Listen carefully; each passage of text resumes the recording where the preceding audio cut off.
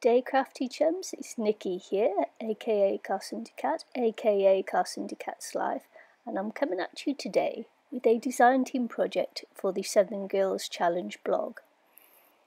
And this month's theme is nature. And when I think of nature, I usually think birds, bees, butterflies, flowers, whatever.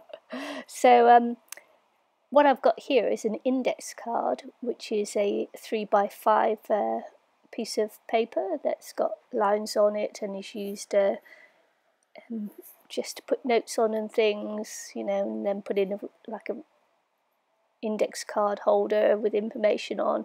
And I have a few of these which I like to do little art journal projects on, so I call them index art cards. And I've used some Tim Holtz Distress inks, Distress Oxides, and I'm trying to make a kind of summery feel to this index card, and I've come in with some amber there just to give a pop of sunshiny colours. And so I'm just putting it on the table, wetting it, mopping it up, drying it off. If you have the Distress Oxides dry, then you can colour over the top of them and keep a fairly good colour to the inks. Works quite well. I like it.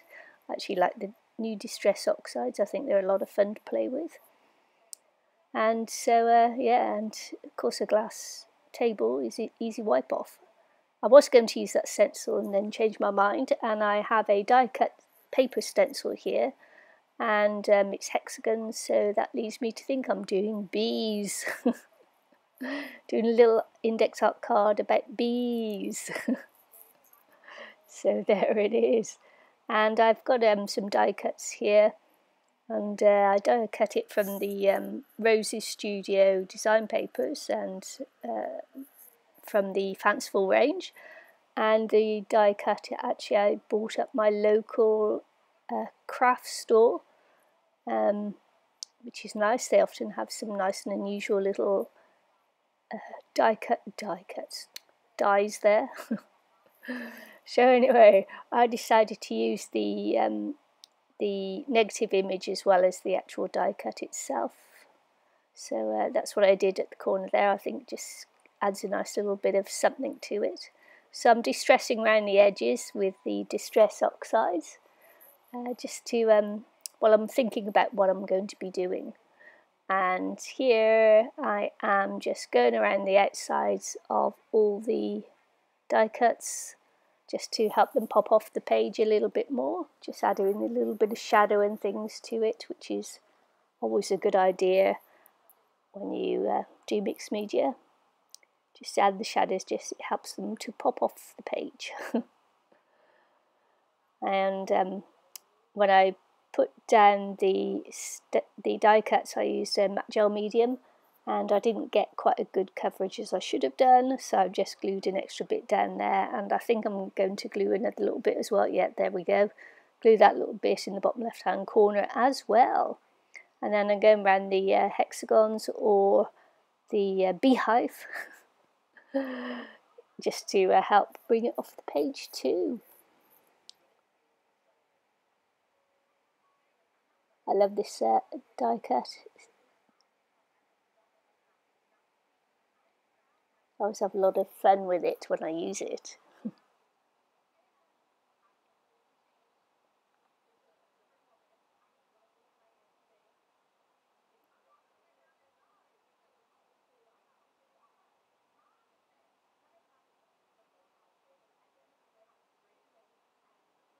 Almost finished.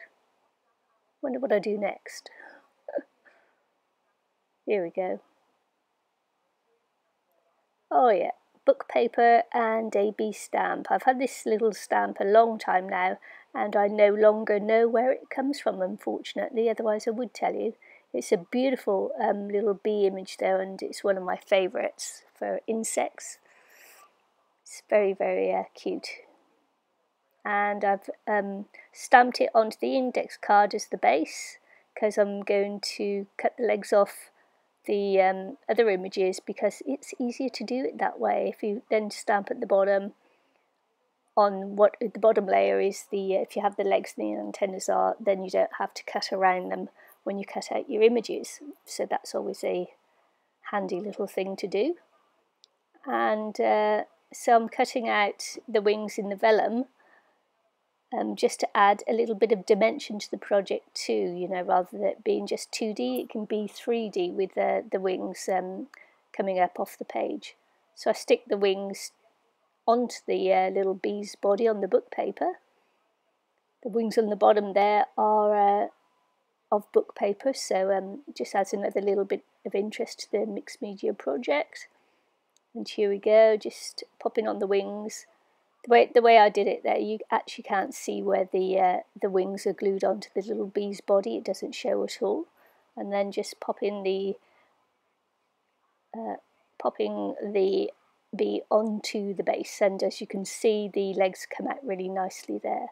The saying is, if the bees all disappear, we'll all be stung. And that's a little saying by David Suzuki. And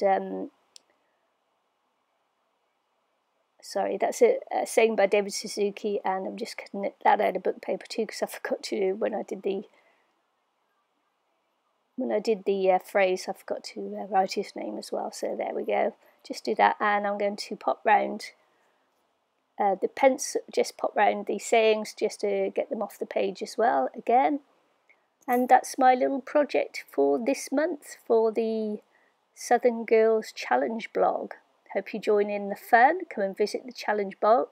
All the links will be in the description box down below. Oh, and then I just add a little butterfly in yellow just to match up everything else. Hope you enjoyed today's make, and hop over to my blog just to have a look, and have a look at the Southern Girls Challenge blog as well. Hope to see you all again soon. Bye.